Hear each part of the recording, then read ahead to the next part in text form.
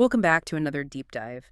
Today we're opening up a file that is honestly a little haunting. Yeah, but in a good way, that kind of beautiful, melancholic way that just sticks with you. Totally. We're looking at a narrative called A Heart Closed. It's a deceivingly simple title for what is actually very complex and, well, a very heavy psychological profile. Exactly. On the surface, if you just skim it, it reads like a story about a mechanic who meets a girl. You know, standard stuff. Boy meets girl. Right.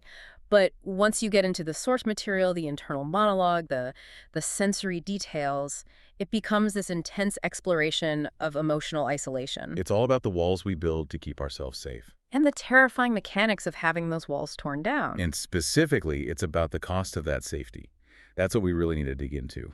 The protagonist here, he's constructed a world where he can't be heard. But the trade-off is that he can't really live. Exactly. So our mission today is to unpack how he built this fortress of solitude and then analyze the specific, subtle forces that dismantle it. Because it's not some big explosion that breaks the walls. It's much quieter. So let's set the scene. We need to understand the builder before we look at the building. Our main character is a young man, a mechanic. Grew up in a small house by a river. And the defining trauma here is pretty classic but devastating. His mother left when he was very young. He doesn't even remember her face. Right, and usually in these stories, the absence of one parent is sort of balanced by the other. But here, the absence of the mother is compounded by the presence of the father. The father isn't abusive, and not in the traditional sense. He's not yelling or hitting. No, but he is emotionally hollow. He's a void. Yeah, the text describes him as a man who just works hard, fixes cars, eats in silence, and goes to bed. He's basically a machine. He's modeling survival. To the father, emotions are liabilities. They're just not efficient. And he doesn't just model it, he says it out loud. There's this one quote from the father that basically becomes the son's entire operating system. I know the one. Yeah. People leave. Do not expect them to stay. Oh, yeah. And that is such a powerful, dangerous directive to give a child. It's not an observation. It's a rule of physics to him. Gravity pulls down, people leave. Exactly. Yeah. And if you accept that as a fundamental law of the universe, how do you live? You stop building anything that relies on other people. And the protagonist follows this religiously. He creates a life defined by silence, oil, metal, reading books by the river. It's all very tactile, very solitary. And very controlled. He describes his interactions with girls in school, and this is where you really see that rule in action. He says, "Girls smiled, but I did not answer." He watched them change crushes from one day to the next. You know how high school is. Oh, yeah. And he decided, okay, this isn't real. This is volatile. I'm opting out. Which is a logical fallacy born from trauma, right? Mm-hmm. He sees emotional fluidity, kids being kids, and he interprets it as falseness. He views relationships as a waste of time because they aren't permanent. Which, if we're being honest, is a thought I think a lot of us have had after a bad breakup. You know, if it just ends, what was the point? Precisely. But he's taken that temporary feeling and turned it into a permanent lifestyle. He's decided that if the grapes might eventually spoil, he's just never going to eat fruit. So let's look at the structure he builds. Segment 1 of our outline is the architecture of isolation. And this guy is a master architect. Oh, he is. He's not just lonely, he's efficient about it. Right. The source text says he describes his school years not as sad, but as streamlined. He sat in the corner, did his work. He viewed laughter and shared stories as, like, unnecessary noise. He explicitly says, "I did not believe in friendship. I did not believe in love."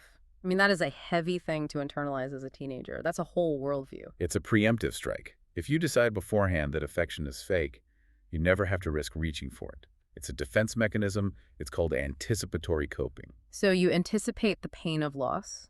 And you just remove the possibility of attachment from the very beginning. And that carries over into his adult routine. Wake up, work, eat dinner with the quiet father, sleep, repeat. And the sensory details here are so important. The smell of oil, the sound of engines. The clanging of hammers. Why do you think he likes those sounds? Well, they're loud, they drown things out, but they're also predictable. That's it. They're predictable. An engine makes noise because of combustion. A hammer makes noise because of impact. It's cause and effect. Humans are messy. So messy. Humans are noisy in a chaotic way. Machines are honest.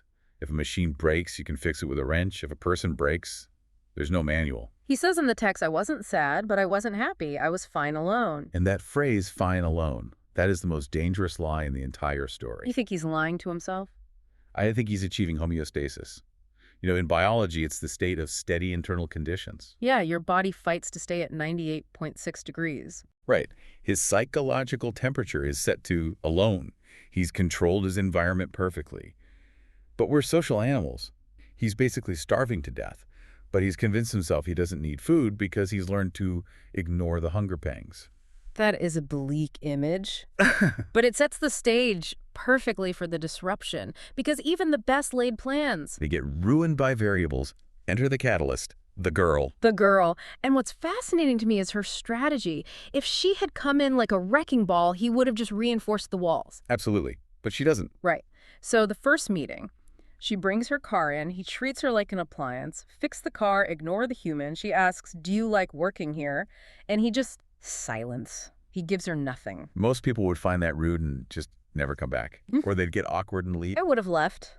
But she laughs, and the text note specifically. It was soft, not loud like other people. It did not bother me. And that's the first crack right there. It is. And why didn't it bother him? Because she didn't demand a response? She didn't get offended by his silence. She just existed in it. She showed him that her presence wasn't a threat to his peace. But then she comes back the next day, no car problem. Right. She just asks, can I watch? He says, watch what? And she says, you work. This is a critical pivot. If she had come in demanding he talk to her, his defenses would have shot up. Yeah. But simply asking to watch, it's passive. It's hard to defend against someone who just wants to occupy space near you. She's infiltrating his perimeter without triggering the alarm. Yes. And then we have the coffee versus tea incident. I love this part. It's so good because it shows her adaptability. She brings him coffee. He rejects it immediately. I don't drink coffee. A classic rejection. He's giving her an out. He's saying, I am not a person who accepts gifts. Go away. And instead of leaving, she just shrugs and says, then I will bring tea next time. That is the moment she wins. She signals to him, I am willing to adjust my approach to fit your world. She's not trying to change him. She's trying to find the frequency he's on. But wait, we have to talk about the dad here, because this part actually made me gasp. The father, the guy who invented the people leave A rule, literal stonewall. he takes the coffee. He does, and he smiles. He smiles, and he tells his son, she is different. That must have been absolutely earth-shattering for the protagonist. Yeah. The architect of his isolation is opening the door for the intruder. It feels like a betrayal. It's a betrayal of the rule, but it's also a permission slip. It validates her.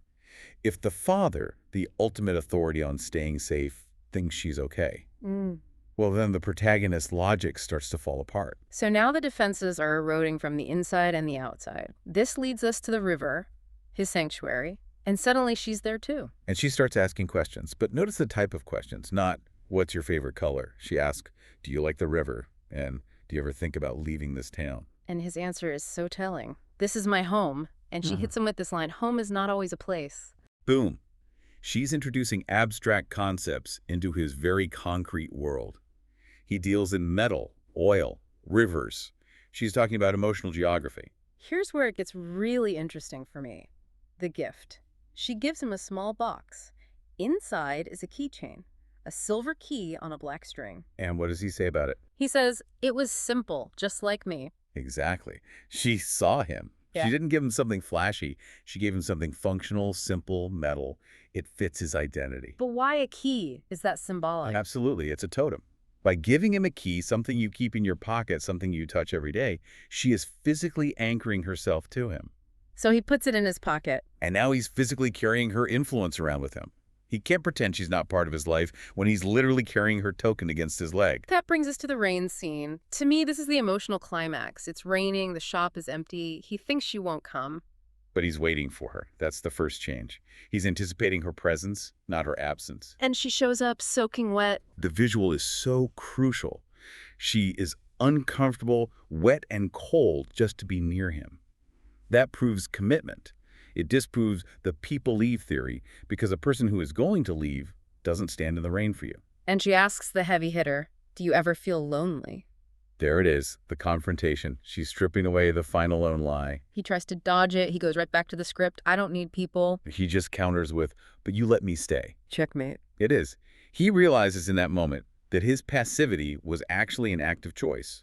He allowed her in. By not kicking her out, he was inviting her in. He notes that the silence didn't feel empty anymore. It felt full. That's the transition, from isolation to solitude to companionship. He realizes that having another person around doesn't subtract from his peace. It adds to it. But this is the deep dive, and we know that usually when things go this well... There's a shoe waiting to drop. Or in this case, a person waiting to leave. Right. And the story warns us. They're by the river, and she asks him, if I leave one day, will you miss me? And he can't answer. He freezes. But later, lying in bed, he asks himself, what if she leaves? And for the first time in his life, he feels fear. Let's pause on that fear. We usually think of fear as negative, but here... Here, fear is a sign of life. You can't fear losing something you don't value. He has finally invested his emotional capital in something, and now he realizes the market can crash. And then, the crash happens. She stops coming. The routine breaks. He waits. 1 day, 2 days. The shop feels quiet, but not the good kind of quiet. The river feels empty. He realizes he's no longer fine alone. The illusion is gone. You can't go back to sleep once you've been woken up. He knows what full silence feels like now, so the empty silence is unbearable. He goes to the river, to their bench, and he finds a note, crumpled. And the message is just devastatingly simple. I had to leave, but I was right. You will miss me. Okay, I have to ask, what does this mean? She just takes off. It feels cruel. It feels cruel if you look at it as a romance story, but if you look at it as a story about his psychological development, it doesn't matter where she went. The narrative isn't about her journey, it's about his. Exactly. The why of her leaving is irrelevant to the lesson he needs to learn. The lesson being that she was right.